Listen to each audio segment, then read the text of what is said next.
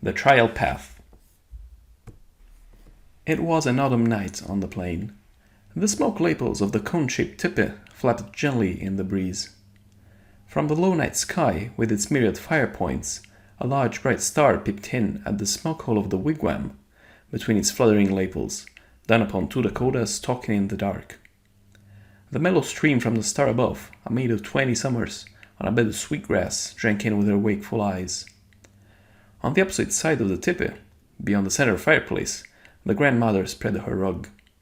Though once she had lain down, the telling of a story has aroused her to a sitting posture. Her eyes are tight closed. With a thin palm she strokes her wind-shorn hair. Yes, my grandchild, the legend says the large bright stars are wise-old warriors, and the small dim ones are handsome young braves, she reiterates in a high, tremulous voice. Then this one, peeping in at the smoke-hole yonder, is my dear old grandfather, muses the young woman, in long drawn-out words. Her soft, rich voice floats through the darkness within the tipi, over the cold ashes heaped on the center fire, and passes into the ear of the toothless old woman, who sits dumb in silent reverie. Thence it flies on swifter wing over many winter snows, till at last it cleaves the warm light atmosphere of her grandfather's youth. From there her grandmother made answer. Listen, I am young again. It is the day of your grandfather's death. The elder one, I mean, for there were 2 of them. They were like twins, though they were not brothers. They were friends, inseparable. All things, good and bad, they shared together, save one, which made them mad. In that heated frenzy, the younger man slew his most intimate friend. He killed his elder brother, for long had their affection made them kin. The voice of the old woman broke. Swaying her stooped shoulders to and fro as she sat upon her feet, she muttered vain exclamations beneath her breath. Her eyes, closed tight against the night, beheld behind them the light of bygone days. They saw again a rolling black cloud spread itself over the land. Her ear heard the deep rumbling of a tempest in the west. She bent low a cowering head, while angry thunderbirds shrieked across the sky. Hey-ya! Hey-ya! No! No! Groaned the toothless grandmother at the fury she had awakened. But the glorious peace afterward, when yellow sunshine made the people glad, now lured her memory onward through the storm. How fast, how loud my heart beats as I listen to the messenger's horrible tale, she ejaculates. From the fresh grave of the murdered man, he hurried to our wigwam. Deliberately crossing his bare shins, he sat down unbidden beside my father, smoking a long-stemmed pipe. He had scarce caught his breath when, panting, he began. He was an only son, and a much-adored brother. With wild, suspecting eyes he glanced at me, as if I were in league with the man-killer, my lover. My father, exhaling sweet-scented smoke, assented. How? Then, interrupting the "Eya" on the lips of the round-eyed tale-bearer, he asked, My friend, will you smoke? He took the pipe by its redstone bowl, and pointed the long, slender stem toward the man. Yes, yes, my friend, replied he, and reached out a long brown arm. For many heart-throbs, he puffed out the blue smoke, which hung like a cloud between us. But even through the smoke mist, I saw his sharp black eyes glittering toward me. I longed to ask what doom awaited the young murderer, but dared not open my lips, lest I burst forth into screams instead. My father plied the question.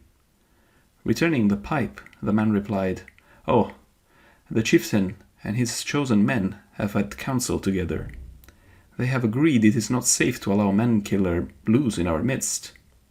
He who kills one of our tribe is an enemy, and must suffer the fate of a foe. My temples throbbed like a pair of hearts. While I listened, a crier passed by my father's tepe. Mounted and swaying with his pony's steps, he proclaimed in a loud voice these words. Ha! I hear them now. Ho-po! Give ear, all you people. a terrible deed is done.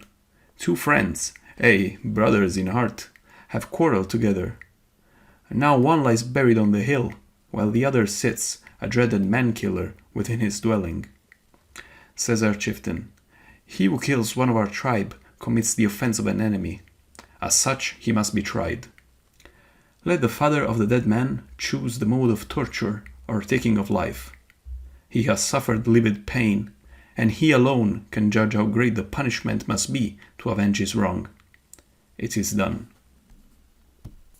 Come, everyone, to witness the judgment of a father upon him who was once his son's best friend.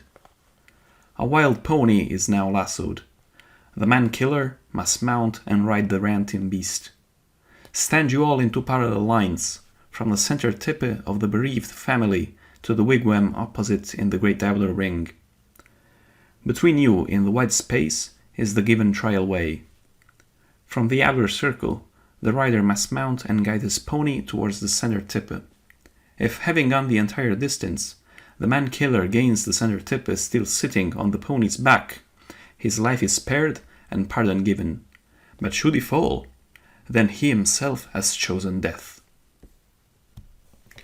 The crier's words now cease.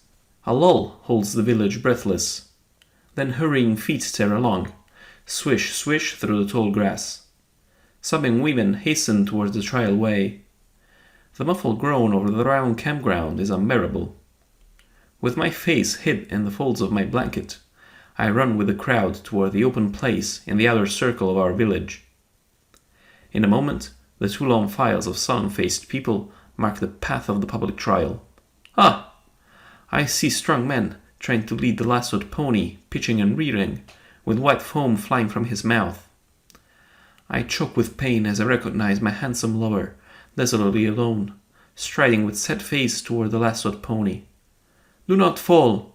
Choose life, and me!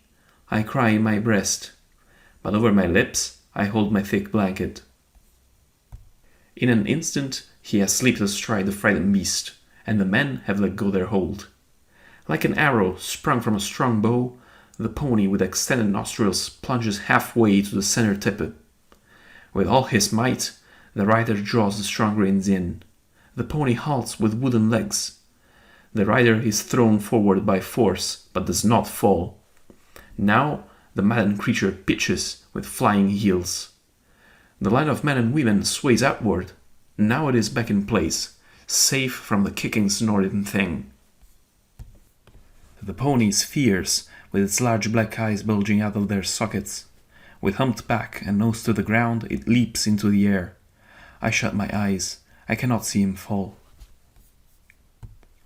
A loud shout goes up from the hoarse throats of men and women. I look. So, the wild horse is conquered. My lover dismounts at the doorway of the center wigwam. The pony, wet with sweat and shaking with exhaustion, stands like a guilty dog at his master's side. Here, at the entranceway of the tippe, sit the bereaved father, mother, and sister. The old warrior father rises. Stepping forward 2 long strides, he grasps the hand of the murderer of his only son. Holding it so the people can see, he cries with compassionate voice, "My son!" A murmur of surprise sweeps like a puff of sudden wind along the lines. The mother, with swollen eyes, with her hair cut square with her shoulders, now rises. Hurrying to the young man, she takes his right hand. "My son!" she greets him. But on the second word her voice shook, and she turns away in sobs. The young people rivet their eyes upon the young woman. She does not stir. With a bowed head, she sits motionless. The old warrior speaks to her. "Shake hands with the young brave, my little daughter. He was your brother's friend for many years. Now he must be both friend and brother to you." Hereupon the girl rises. Slowly reaching out her slender hand, she cries with twitching lips, "My brother!" The trial ends. "Grandmother!" exploded the girl on the bed of sweetgrass. "Is this true?" "Tush!" answered the grandmother, with a warmth in her voice. "It is all true. During the 15 winters of our wedded life, many ponies passed from our hands, but this little winner, Ohiesa, was a constant member of our family.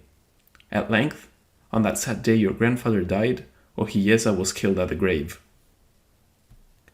Though the various groups of stars which move across the sky marking the passing of time told how the night was in its zenith, the old Dakota woman ventured an explanation of the burial ceremony. My grandchild, I have scarce ever breathed the sacred knowledge in my heart. Tonight I must tell you one of them.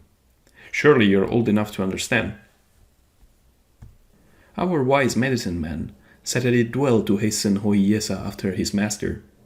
Perchance, on the journey along the ghost path, your grandfather will weary, and in his heart wish for his pony. The creature, already bound on a spirit trail, will be drawn by its sole wish. Together, master and beast will enter the next campground. The woman ceased her talking, but only the deep breathing of the girl broke the quiet, for now the night wind had lulled itself to sleep. Hinno, asleep. I have been talking in the dark unheard. I did wish the girl would plant in her heart this sacred tale, muttered she in a querulous voice. Nestling into her bed of sweet-scented grass, she dozed away into another dream. Still, the guardian star in the night sky beamed compassionately down upon the little tepe on the plain. End of section 6.